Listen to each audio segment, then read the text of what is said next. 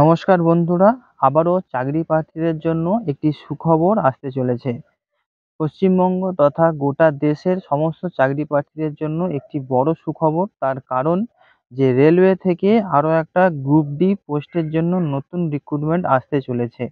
রেলে প্রায় 2 লক্ষ গ্রুপ ডি নিয়োগ করা হবে এবং এই যে নিয়োগটি হবে সেই নিয়োগ সংক্রান্ত একটি গুরুত্বপূর্ণ প্রতিবেদন আপনি এই ভিডিওর মাধ্যমে জানতে পারবেন, যেখানে ইন ডিটেলস আপনি সবটাই জানতে পারবেন যে আপনার আবেদন করার জন্য কি শিক্ষাগত যোগ্যতা লাগবে এবং আপনার কি কোয়ালিফিকেশনের পাশাপাশি আপনার কি কি কাগজপত্র বা ডকুমেন্ট আপনার কি কি লাগবে এবং আবেদন ঠিক কবে থেকে হবে সবটি আপনি এই ভিডিওর মাধ্যমে জানতে পারবেন। চলুন বন্ধু, ভিডিওটি শুরু করা যাক এবং পুরো ভিডিওটি আপনারা দেখুন, তাহলে সবটা একদম ক্লিয়ারলি আপনারা বুঝে যাবেন। এবং চাকরি প্রার্থীদের জন্য খুব বড় সুখবর, বিশেষত যারা রেলের চাকরির জন্য অপেক্ষা করে বসে আছেন। এবার তাদের জন্য একটি সোনায় সোহাগা সুযোগ বলা যেতে পারে। সম্প্রতি সামনে এসেছে রেলের একটি বিজ্ঞপ্তি, যে বিজ্ঞপ্তি অনুযায়ী চোখে পড়ছে যে প্রায় কয়েক লক্ষ শূন্যপদে নিয়োগ হতে চলেছে। যদিও অনেকেই এই বিজ্ঞপ্তি নিয়ে প্রকাশ সন্দেহ করেছে এবং অনেকেই বলছেন যে হয়তো অনুমান করা হচ্ছে এত শূন্য পদে নিয়োগ নাও হতে পারে। আসলে রেলে অনেক দিন ধরে কোনো রকম নিয়োগের বিজ্ঞপ্তি সেইভাবে প্রকাশ্যে আসেনি, তাই এমন অনুমান সবারই একটা সাধারণভাবে হচ্ছে। এবং এই ভিডিওর মাধ্যমে আপনি জেনে নিন যে কোন পদে নিয়োগ করা হবে, চাকরি প্রার্থীরা কিভাবে আবেদন করবেন, কি কি শূন্যপদ থাকবে, আবেদন ফি বা আপনার কত দিতে হবে, আর কিভাবে আপনি আবেদন ফি জমা করবেন।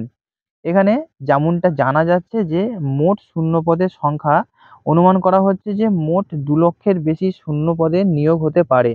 গ্রুপ ডি পদের নিয়োগের একটি সম্ভাবনা রয়েছে। শিক্ষাগত যোগ্যতা বলা হয়েছে যে এই পদে আবেদন করার জন্য নিম্নতম শিক্ষাগত যোগ্যতা মাধ্যমিক পাস কিংবা তার সমতুল্য কোনো বোর্ড থেকে পাস করে থাকলে আপনি আবেদন করতে পারবেন। কিন্তু কিছু কিছু ব্যতিক্রমী পদ রয়েছে যেখানে অতিরিক্ত যোগ্যতার প্রয়োজন আপনার হতে পারে। এবং এখানে বয়সসীমা বলা হয়েছে আপনি মিনিমাম 18 বছর এবং ম্যাক্সিমাম 33 বছর বয়স পর্যন্ত আবেদন করতে পারবেন। এখানে সংরক্ষিত শ্রেণীর যে সমস্ত প্রার্থীরা রয়েছেন তারা যে ছাড় অর্থাৎ বয়সের যে বিশেষ ছাড়, সেখানে কিন্তু অবশ্যই তারা সেই ছাড় পেয়ে যাবেন। এবং আপনি যদি এই পদে আবেদন করতে চান তাহলে চাকরি প্রার্থীদের আপনাদের অবশ্যই রেলের যে অফিসিয়াল ওয়েবসাইট আছে সেই ওয়েবসাইটের মাধ্যমে আবেদন করতে হবে। অনলাইনের মাধ্যমে আবেদন করলে সবার প্রথমে আপনাকে অফিসিয়াল ওয়েবসাইটটি ভিজিট করতে হবে। এরপর সংশ্লিষ্ট রেজিস্ট্রেশন নম্বর এবং পাসওয়ার্ড তৈরি করার কাজটি আপনাকে প্রথমে সম্পূর্ণ করতে হবে। রেজিস্ট্রেশন প্রক্রিয়া সম্পূর্ণ হয়ে গেলে প্রয়োজনীয় সমস্ত নথি আপনাকে স্ক্যান করে রাখতে হবে, যেটি আপনাকে আপলোড করতে হবে।